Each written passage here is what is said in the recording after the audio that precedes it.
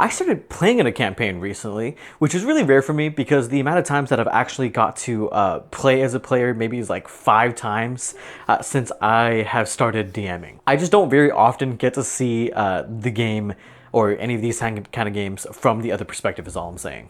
The DM is my roommate slash my friend and one of my players who I talked about in one of my videos in my open world video previously. It's online, most of her friends are out of state, it's fine. The setting itself is a little bit silly. It's based on an anime that she really liked, like this old anime called Tokyo Mew Mew. It's like a magical girl thing. And also combining that with like New York. Yeah, it's like a high school campaign, so everyone's playing a senior in high school and everyone's, you know, got like magical girl powers. The system isn't exactly D&D. It's definitely mostly homebrewed.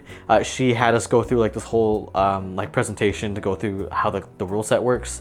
It's really, really loose, which is perfectly fine. I just kind of want to play a silly little guy and play for once. And so when I was making the character, I usually play 2 types of characters. Those are the 2, you know, archetypes that I very much enjoy. My favorite archetype of character to play is a character that has just kind of discovered what they want and have like an extremely limited amount of time to actually realize that. For example, like an old person realizing a dream but not really having the time to explore that is devastating, and I love playing it. I played this old gnome named Lumpet in an old like Strahd campaign that only lasted like 3 sessions. And he was kind of like a mix of like Carl from Up, but mixed with like a, you know, are you winning son kind of meme. And every time I would speak, someone would type in the Discord chat about how he sounded so devastated at all times that they were like on the verge of crying just hearing me play my character, and I love that. But this campaign is a high school campaign, so I can't really play an old person realizing a dream, so I have to go with option number 2. And option number 2 is I really just like an unhinged kind of weird guy. I like someone who doesn't necessarily fit the system, who isn't necessarily extremely helpful either. For all intents and purposes, you can call this kind of character a joke character. So I made a joke character for the most part. You know, my friend, she was really worried about this character kind of affecting the campaign negatively or taking away from it too much. But I assured her, you know, I understand that kind of pain as a DM, and I am still going to take the game seriously while playing someone who is very jokey. You know, like with my experience as a DM, I'm really hyper aware of how the table is feeling at any given time. You know, if someone has had enough time with their scene or hasn't had enough time with their scene, I pay attention to that.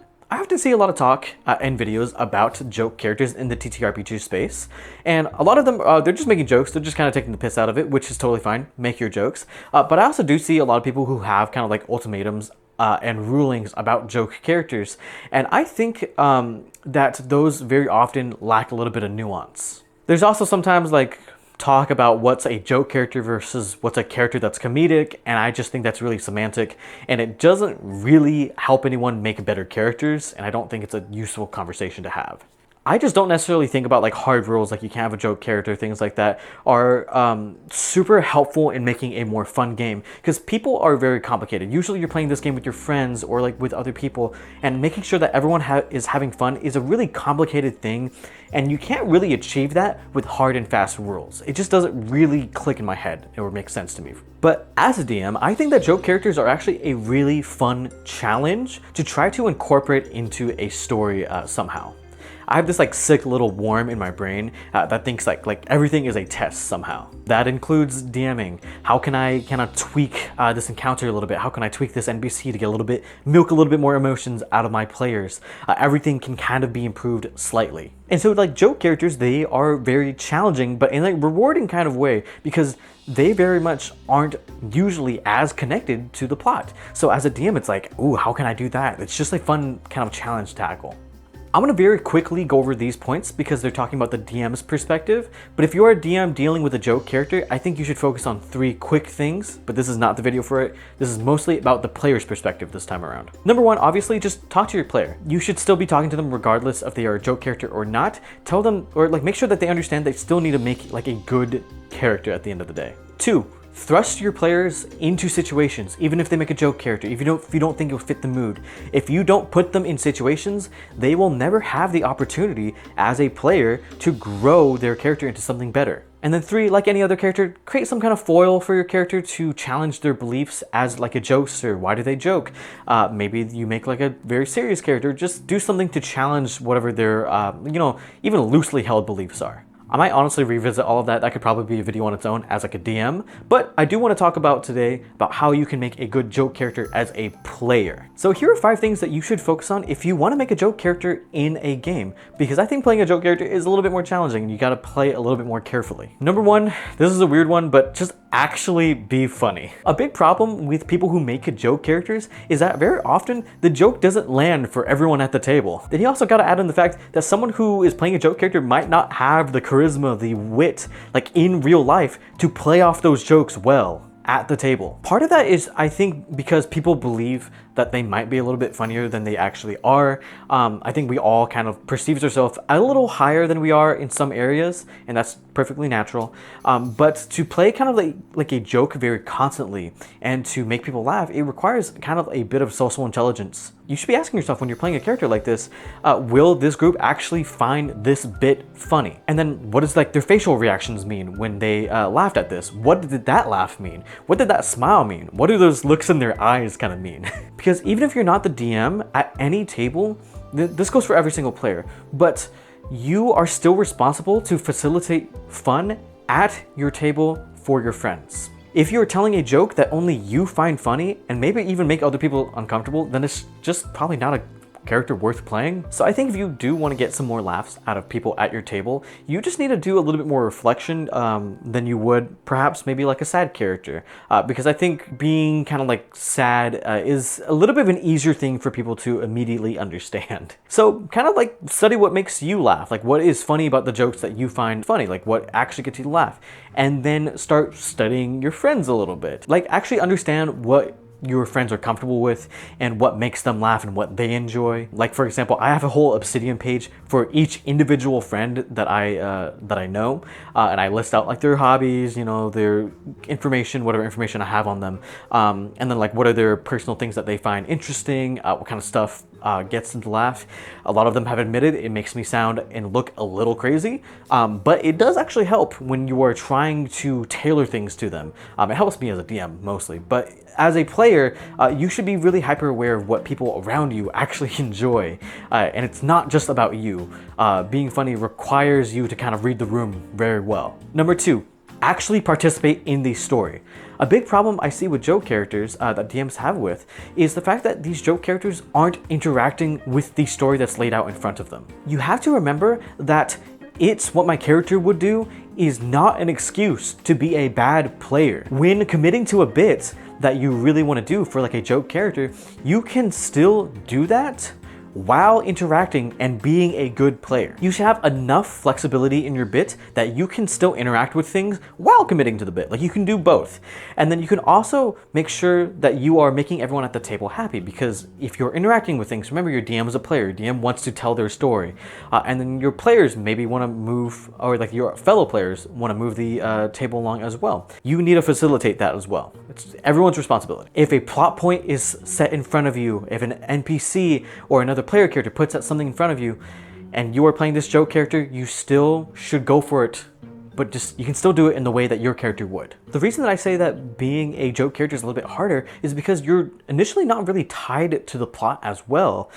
So you had to be a little bit more creative as a role player, as an improver, to be like, why does my insane little weirdo still decide to go along on the quest? Because you're still trying to move things along. You're not trying to be a roadblock for the rest of your players or like for your friends. And so you have to be creative in creating a reason. It doesn't have to be an insane reason either. It could just be like, let's say you're playing a serial thief or a serial thief. You're stealing grains. You want to go somewhere else where you can find some grains, right? You kind of piece together stupid reason you want to go to the next town with the rest of the players because you also want to take some grains, right?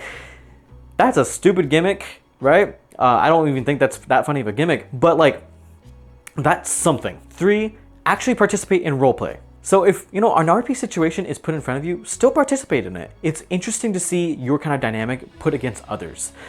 You should not be adverse to kind of like having an RP moment with your fellow players and kind of fleshing out their characters while fleshing out yours. I would implore you to watch this video, this like little TikTok by Zach the Bold. He makes really funny videos, but it's about joke characters being an RP, and it's this character who only repeats his name. His name is Garbunk, and he's caught in an RP moment where someone else is kind of spilling their life story to him, and you can see, even with just saying Garbunk and responding with only that, you can kind of see with like his actual facial like acting and the way that he's like putting tone into his name, very, you know, I Am Groot-esque, that they are still having a roleplay moment. The only reason that I don't actually play the short here, I would just go and watch it, it's funny, is sometimes he uses copyrighted music. I don't know if the music he used in this one was copyrighted, I don't want to risk it. But the point is that you can still have very meaningful RP moments as a joke character, or allow your friends who probably want to play serious roleplay to have those moments by having yours. That does also mean that they need to be willing to approach you and still talk to you as seriously as possible and not judge you for playing a joke character, which is something that you need to work with together as a table. But you can still have very meaningful moments, even if all you can say is your name, or even if you have a really stupid gimmick, you know? Number 4, be open to growth. Even though you might have started the game with like a very simple gimmick, you know, there's a lot of people who make skits about characters growing over time to be beloved, even if they have a really, you know, dumb gimmick, and, you know, people around the table falling in love with this weird little character. So I think you just need to be open to having kind of a character, you know, moment with, or like have character moments with this character. Like that bit maybe slowly loosens over time, or you commit to it, but you grow everywhere else in your character. Just make sure that, you know, with your DM, you make it very clear that, hey, I still want a character arc with this character. It just might be a little less traditional. Number 5, be a more selfless role player. This one kind of ties back to the very first point about just having a little bit more social awareness, but make sure that you are very aware of how everyone else at your table is feeling when you are role-playing. For example, when I introduced the character that I was talking about at the start of this video, each of my scenes, I very strictly timed myself. I'm very aware of how much time I'm taking away and how much time other people have to roleplay. I knew that certain people still hadn't gotten to their scenes yet, so when I got to my scene, I kept it quick and simple. I got the laughs in and out, you know, everyone at some point needed a breather after I introduced my character, but I was in and out of there in like 10 minutes. I made sure to be very clear about not using too much of my time so that other people could get to their things as well. If you want your jokes to land, you don't want to overstay your welcome. You want to, you know, get in there, get the laughs, and then allow other people to have their serious moments. That way, that kind of contrast between, you know, them being serious and you being just like the weirdo, kind of really helps stick the landing on everything as well. Okay, so there it is. So when you're making a joke character, it just requires you to be a little bit more aware of how everyone else at your table is feeling, being a better player overall. But anyways, thank you so much for watching. I will see you guys in the next one. I'm gonna very quickly go over this because my camera just ran out and I ran out of battery, but if you stuck this long through, comment if you've ever played a joke character, or if someone else has played a joke character that was successful in a long-term campaign. I know that a lot of us play joke characters in like one-shots, but I want to see if anyone has played like a joke character that was very successful in like the short term. And I also just want to kind of talk about my own joke character, the one that I talked about at the start of this video. His name is Damien Dusk. He's playing, he's in like an anime campaign, so he's extremely over the top, a lot more than the other characters who are playing just like the more average like high schooler. He has a bunch of money and he gets away with kind of being delusional because he kind of believes he's sent from another world, but he's the one character out of all these like magical girls who just does not have powers. But he believes he's the most like powerful being on Earth, and I think that is hilarious. He always like hits a pose whenever he's doing anything. So I described that he's like always kind of like putting his hand over his face, like pulling some kind of like weird JoJo pose while he is like talking to anyone or having a speech. And I think that is just a fun little vibe, because he's also kind of like a man-child, or like not man-child. He's still a child, but like. You know, he has a butler who will like blow on his food for him kind of thing because he can't do it and he only eats chicken nuggets. And I think that it's just playing characters like that is really challenging, but it's also really fun just to play someone a little bit silly while still engaging with the story, because everything that I do with this character is definitely made into like, hey, I'm gonna go to this story, but I can't fight, but I'll be there. Anyways, thank you guys so much for watching again. You have a great day.